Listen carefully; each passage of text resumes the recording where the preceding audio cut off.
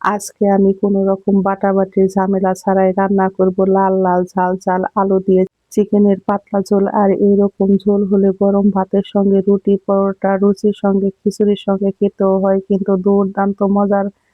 বন্ধুরা, এখানে নিয়েছি আমি 800 গ্রাম পরিমাণে চিকেন। চিকেনটাকে কিন্তু বেশ ভালো করে ধুয়ে লবণ দিয়ে মেখে রেখেছিলাম আমি 10 মিনিট। লবণ দিয়ে মেখে রাখলে চিকেনের যে বিজল ভাব থাকে আর যে বিশ্রী একটা গন্ধ থাকে সেই গন্ধ কিন্তু থাকে না। আমি চিকেনটাকে কিন্তু আবার বেশ ভালো করে ধুয়ে জল ঝরিয়ে নিব। চিকেনটাকে আমি ধুয়ে জল ঝরিয়ে নিয়েছি। এখন এর মধ্যে দিয়ে দেব 1 চা চামচ পরিমাণে হলুদ আর মরিচের গুঁড়া, আর দিয়ে দেব আমি 1 চা চামচ পরিমাণে লবণ, 1 চা চামচ পরিমাণে সর্ষের তেল। এখন আমি চিকেনটাকে কিন্তু বেশ ভালো করে মেখে এক সাইডে রেখে দেব। আর এইভাবে চিকেনটা যদি মেখে রান্না করেন তাহলে কিন্তু চিকেনের ভিতরে সমস্ত মশলাটাই ঢুকে। অবশ্যই তেল দিয়ে মাখবেন, তাহলে দেখবেন যে একটা গন্ধ থাকে সেই গন্ধটা কিন্তু থাকে না। চলে যাব চুলায়, কড়াইতে দিয়ে দিব পরিমাণ মতো সর্ষের তেল। তেলটা গরম হয়ে গেছে, এখন আলু দিয়ে কিন্তু আমি বেশ ভালো করে লাল লাল করে ভেজে চুলায় থেকে নামিয়ে নিব। আলু ভাজি তেলের মধ্যে দিয়ে দিব তেজপাতা, এলাচ, দারচিনি। ফোড়নে দিয়ে দিব আমি অল্প পরিমাণে একটু গোটা জিরে। ফোড়নটাকে আমি 2 থেকে 3 সেকেন্ড রেডি করে নিয়েছি। এখন আমি এর মধ্যে দিয়ে দিব 1 মুঠো পরিমাণে পেঁয়াজ কুচি। বন্ধুরা, এই চিকেনের পাতলা ঝোলে কিন্তু পেঁয়াজের পরিমাণটা একটু বেশি লাগে। পেঁয়াজগুলোকে কিন্তু চিকন চিকন করে আমি কেটেছি। পেঁয়াজগুলোকে এখন বেশ ভালো করে আমি ভেজে নিব একটু লাল লাল করে। পেঁয়াজগুলো আমার খুব সুন্দর ভাজি হয়ে গেছে। এখন আমি দিয়ে দিব হাফ চা চামচ পরিমাণে রসুন থেতো, 1 চা চামচ পরিমাণে আদা থেতো, আর দিয়ে দিব আমি 1 চা চামচ পরিমাণে কাঁচা লঙ্কা থেতো। থেতো করা মশলা দিয়ে কিন্তু আজকে আমি রান্না করব।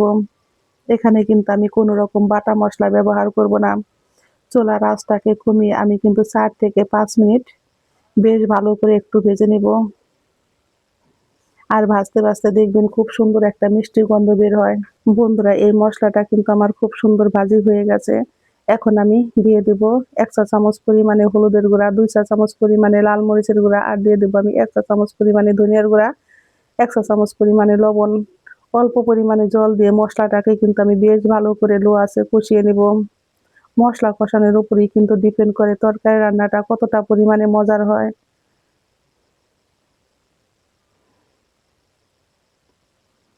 আমি মশলাটাকে কিন্তু বেশ ভালো করে কষিয়ে নিয়েছি। এখন এর মধ্যে দিয়ে দিব আমি খোসা সহ আস্ত রসুন। রসুনটা দিয়েও কিন্তু আমি আবারও 2 থেকে 3 মিনিট একটু কষিয়ে নেব। মশলা থেকে দেখবেন যখন তেল উঠে আসে তখন বুঝতে পারবেন মশলা কষানো হয়ে গেছে। এখন আমি দিয়ে দেব মেখে রাখা চিকেনগুলো। বিশ্বাস করুন বন্ধুরা, এইভাবে চিকেন রান্না করলে বাটা মশলার থেকে কিন্তু বেশি স্বাদ আর ঘ্রাণ হয়। খেতে হয় কিন্তু দুর্দান্ত মজার। এইভাবে চিকেন রান্না করতে কিন্তু খুব বেশি সময় লাগে না। যারা ব্যাচেলর আছেন, হোস্টেলে থাকেন বা কি বাহিরে থাকেন, তারা কিন্তু এইভাবে আপনারা রান্নাটা করে নিতে পারেন। এখন আমি ঢাকনা দিয়ে ঢেকে লো আঁচে রান্না করে নেব 5 থেকে 7 মিনিট। চিকেন কষাতে কষাতে দেখবেন চিকেন থেকে কিন্তু জল উঠে আসে। সেই জলেই কিন্তু খুব সুন্দর কষানো হয়ে যায়। আর চিকেনটা যত ভালো করে কষানো হয় এই রান্নাটা কিন্তু ততটাই পরিমাণে মজার হয়। আমি একটু সময় নিয়ে চিকেনটাকে কিন্তু বেশ ভালো করে কষিয়ে নেব।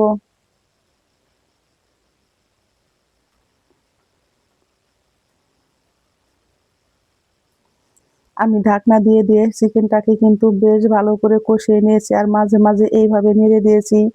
আর এইভাবে মাঝে মাঝে নেড়ে দিলে যে পেঁয়াজগুলো থাকে সেই পেঁয়াজগুলো কিন্তু একদম গলে যায়। এখন আলু দিয়ে আমি আবারও 2 থেকে 3 মিনিট একটু চিকেনের সঙ্গে কষিয়ে নেব।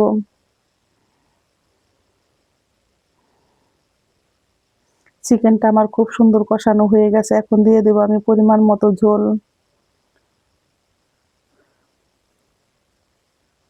ঝোলটা দিয়ে কিন্তু আমি একটু নেড়ে দিব, আর চুলার আঁচটাকে বাড়িয়ে দিব। এই পর্যায়ে কিন্তু চুলার আঁচটাকে বাড়িয়ে দিতে হয়।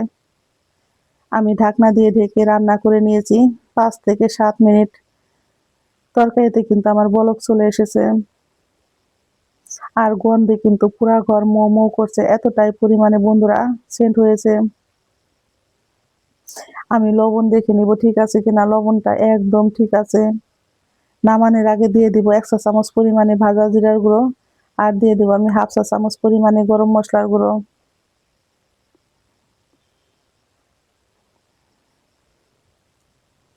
ঝটপট তৈরি হয়ে গেল আমার আলু দিয়ে চিকেনের পাতলা ঝোল। যদি এই রান্নাটা ভালো লেগে থাকে অবশ্যই একটা লাইক, কমেন্ট, শেয়ার করবেন। নতুন বন্ধু হলে এই চ্যানেলটিকে একটা সাবস্ক্রাইব করবেন। আমি এখন চুলায় থেকে নামিয়ে নিব। চুলায় থেকে নামিয়ে গরম গরম পরিবেশন করুন ভাত কিংবা রুটি, পরোটা, আবার পিঠার সঙ্গে খেতেও হয় কিন্তু দুর্দান্ত মজা, সেই স্বাদ, দারুণ মজা।